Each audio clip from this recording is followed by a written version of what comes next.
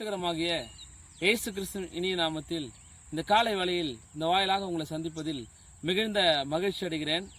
நீதிமொழிகளின் புஸ்தகம் 12ஆம் அதிகாரம் 25ஆம் வசனத்தை இப்படியாக சொல்கிறது, மனுஷனுடைய இருதயத்தில் உள்ள கவலை அவனை ஒடுக்கும். வசனம் இப்படியாக சொல்லுகிறது, ஒரு மனிதனுக்கு இருதயத்திலே கவலை இருக்கும், கண்ணீர்கள் இருக்கும், பிரச்சனைகள் இருக்கும், போராட்டங்கள் இருக்கும். எல்லாருடைய வாழ்க்கையிலும் தீமையும் நன்மையும் நல்லதும் கெட்டதும் இன்பமும் துன்பமும் கலந்து போய்கொண்டே இருக்கும்.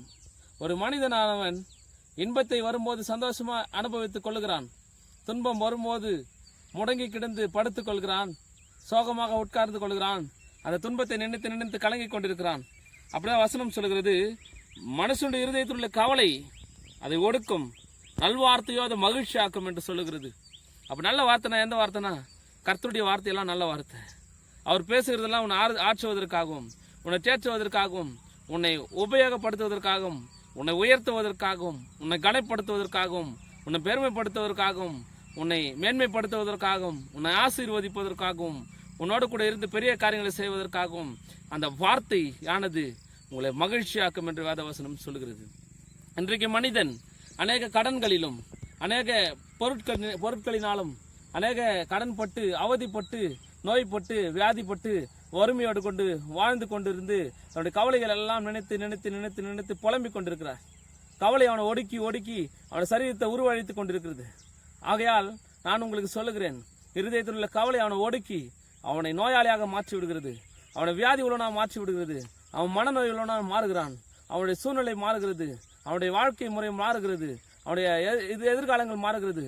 ஒரு மனிதன் எவ்வளவு சரீரத்தில் அழகானவனாக இருந்தாலும் இருதயம் சோறு உற்றிருக்கும் போது அவன் அந்த அழகை இழந்து விடுகிறான். மன மகிழ்ச்சி முகம் மலர்ச்சி தரும் என்று வேதம் சொல்லுகிறது. அப்போது நம்ம மனது மகிழ்ச்சியோடு இருந்தாதான், நம்ம இருதயம் மகிழ்ச்சியோடு இருந்தாதான் நம்ம முகம் கூட கலர்ச்சியா இருக்கும் என்று வேதம் சொல்லுகிறது. அன்பான கர்த்தருடைய பிள்ளைகளே, ஆகையா நான் உங்களுக்கு சொல்லுகிறேன், ஒரு மனுஷனுடைய இருதயத்தில் உள்ள கவலை அவரை ஒடுக்க ஆரம்பிக்கும். ஒரு மனுஷனுடைய இருதயத்தில் உள்ள கவலை அவர்களை ஒடுக்க ஆரம்பிக்கும். இந்த கவலையிலேயே நீங்கள் உழன்று கிடக்காதபடிக்கு, கடனையே நினைத்து கலங்கி கிடக்காதபடிக்கு, பிரச்சனையே நினைக்கி மூழ்கி கிடக்காதபடிக்கு, போராட்டத்தையே நினைச்சு சண்டையே நினைச்சு அழுது கொண்டிருக்காதபடிக்கு நீங்கள் கர்த்தர் சொல்லுகிறார் உங்களை பார்த்து, நல்ல வார்த்தையை கேளுங்க, அது உங்களை மகிழ்ச்சி ஆக்கும். அந்த நல்ல வார்த்தை எங்க இருக்குது ஐயா அப்படின்னு சொல்லிட்டு நீங்க கேட்கலாம். அந்த நல்ல வார்த்தைகள் எல்லாம் பைபிள்ல இருக்குதுங்க. அந்த வார்த்தைகள் நீங்கள் படிக்கும்போது, இல்லை கேட்கும்போது, இல்லை அதை நீங்க தியானிக்கும் போது தேவன் உங்களை அந்த கவலையிலிருந்து விடுதலையாக்க வல்லவராக இருக்கிறார், கண்ணீரிலிருந்து விடுதலையாக்க வல்லவராக இருக்கிறார்.